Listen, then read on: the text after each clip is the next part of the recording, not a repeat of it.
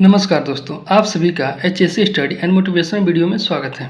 दोस्तों, आज हम इस वीडियो के माध्यम से जानने वाले हैं कि बीबीएस क्या है। बीबीएस यानी कि बिहेवियर बेस्ड सेफ्टी। तो दोस्तों, आज हम जानेंगे बिहेवियर बेस्ड सेफ्टी क्या है और इसको साइट पे कैसे इम्प्लीमेंट किया जा सकता है तथा इसका क्या बेनिफिट हो सकता है, तथा इसके साथ ही साथ हम ये भी जानेंगे कि एबीसी मॉडल क्या होता है।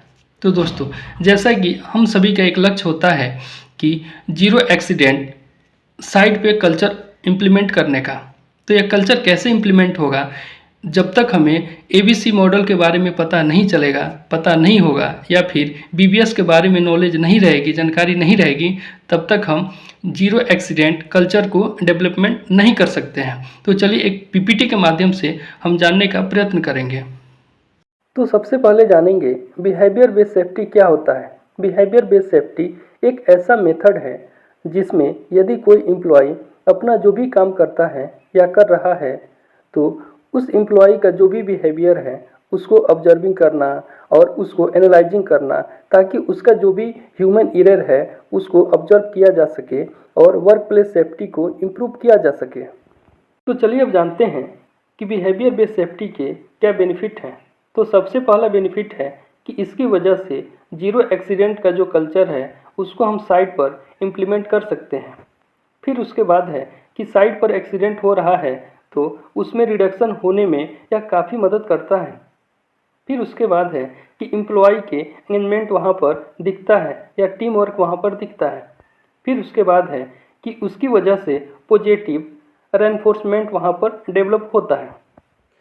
तो चलिए अब जानते हैं कि बिहेवियर बेस्ड सेफ्टी को हम कैसे इम्प्लीमेंट कर सकते हैं। तो दोस्तों, इसको इम्प्लीमेंट करने के लिए हमें 4 फैक्टर्स ज़रूरत होता है। तो उसमें सबसे पहला फैक्टर्स है ऑब्जर्वेशन। जैसा कि कोई भी एम्प्लॉय अपना टास्क परफॉर्म करता है या कर रहा है तो उसको ऑब्जर्व करने के लिए एक ऑब्जर्वर चाहिए, लेकिन वह जो ऑब्जर्वर है वह ट्रेंड होना चाहिए और उसको अच्छा खासा एक्सपीरियंस होनी चाहिए, ताकि वह जो एम्प्लॉय के ऊपर अच्छा खासा ऑब्जर्वेशन कर सके। उसके बाद का सेकंड पॉइंट है चेकलिस्ट। तो वह जो ऑब्जर्वर है उसके पास एक चेकलिस्ट होनी चाहिए, ताकि वह एम्प्लॉय के जो भी एक्शन हो या उसके जो भी अप्रोच हो या फिर उसका जो भी एटीट्यूड हो उसके ऊपर वह ऑब्जर्वेशन कर सके। और उस चेकलिस्ट में ऐसे टॉपिक कवर होने चाहिए जैसे उस एम्प्लॉय का एक्शन क्या है, या फिर वह एर्गोनॉमी के ऊपर क्या उसका डिसीजन है, या फिर पर्सनल प्रोटेक्टिव इक्विपमेंट के बारे में हो सकता है, या फिर tools and tackles and equipment के बारे में भी हो सकता है, या वर्क एरिया के बारे में भी हो सकता है, या फिर प्रोसीजर के बारे में भी एक्सेट्रा एक्सेट्रा हो सकता है। फिर उसके बाद का जो पॉइंट है वह फीडबैक, यानी कि जब भी ऑब्जर्वेशन के बाद या ऑब्जर्वेशन होने के बाद आपको उसका फीडबैक देना बहुत ज़रूरी होता है। एग्जाम्पल के तौर पे उस एम्प्लॉय का बिहेवियर अच्छा है उसके काम के प्रति, तो आपको उसको प्रेसिंग करना बहुत ज़रूरी होता है, यानी कि उसका प्रशंसा करना आपको बहुत ज़रूरी होता है। फिर उसके बाद आता है टारगेट, यानी कि आपको कुछ ऐसे टारगेट सेट करना है, जैसे कि अगर साइट पर एक्सीडेंट हो रहा है तो उस एक्सीडेंट को कम करना, उसके लिए आपको टारगेट सेट करना है, या फिर 100% एम्प्लॉय ने उनका जो भी पीपीज है उसको वह करेक्ट यूज किए हैं या नहीं किए हैं, इसके लिए टारगेट सेट कर सकते हैं। तो यह जो 4 पॉइंट हमने यहाँ पर देखा है, इसकी वजह से बिहेवियर बेस्ड सेफ्टी के जो प्रोग्राम है उसको हम अच्छा खासा इम्प्लीमेंट कर सकते हैं। दोस्तों, चलिए अब जानते हैं कि एबीसी मॉडल क्या होता है। तो दोस्तों, बिहेवियर बेस्ड सेफ्टी को यदि हमें चेंज करनी है, पॉजिटिव कल्चर हमें साइट पर इम्प्लीमेंट करना है, तो हमें एबीसी मॉडल पता होना चाहिए।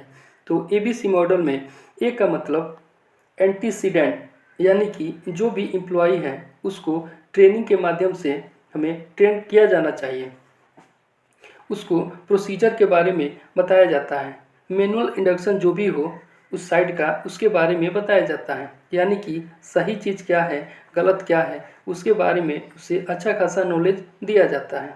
एग्जाम्पल के तौर पर यदि ड्राइविंग करते समय फ़ोन बजने लगता है तो उसको उस कंडीशन में उसे क्या करना चाहिए। फिर उसके बाद है बी यानी कि उसका बिहेवियर, यानी कि उसका हैबिट। उसका जो भी बिहेवियर है वो पॉजिटिव भी हो सकता है या फिर निगेटिव भी हो सकता है। जैसे कि ड्राइविंग करते समय यदि फ़ोन उसका बजने लगता है तो उस कंडीशन में उस कॉल का आंसर यदि वह नहीं देता है तो उसका जो बिहेवियर है वो अच्छा है। और वह ड्राइविंग करते समय फ़ोन बज रहा है और उस सिचुएशन में यदि वह कॉल उठाता है तो ड्राइविंग भी करता है तो उसका जो बिहेवियर है वो निगेटिव होता है। फिर उसके बाद आता है सी यानी कि कॉन्सिक्वेंस, यानी कि अब उसके परिणाम क्या हो सकते हैं। तो एक एग्जाम्पल के तौर पे हम समझते हैं कि जब गाड़ी चलाते हुए फ़ोन बज रहा है तो उसने यदि कॉल नहीं उठाता है तो वह उसका पॉजिटिव बिहेवियर है, लेकिन उसने कॉल उठाया तो उसका निगेटिव बिहेवियर है। तो इसको हमें पहचानना होता है। यदि उसका पॉजिटिव बिहेवियर है तो उसको रिवार्ड देना चाहिए ताकि वह मोटिवेट हो सके। यदि उसका निगेटिव बिहेवियर है यानी कि गाड़ी चलाते समय कॉल का आंसर देता है तो उसे हमें पनिशमेंट भी देना चाहिए। और ऐसा हम इसलिए करते हैं कि ऐसा बिहेवियर से गाड़ी का एक्सीडेंट हो सकता है।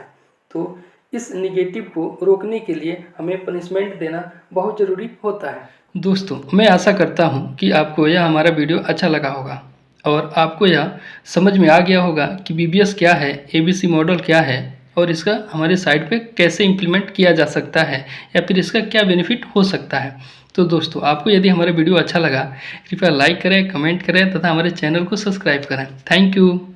मिलते हैं नेक्स्ट वीडियो में एक नए टॉपिक के साथ। तब तक के लिए टेक केयर, बाय बाय।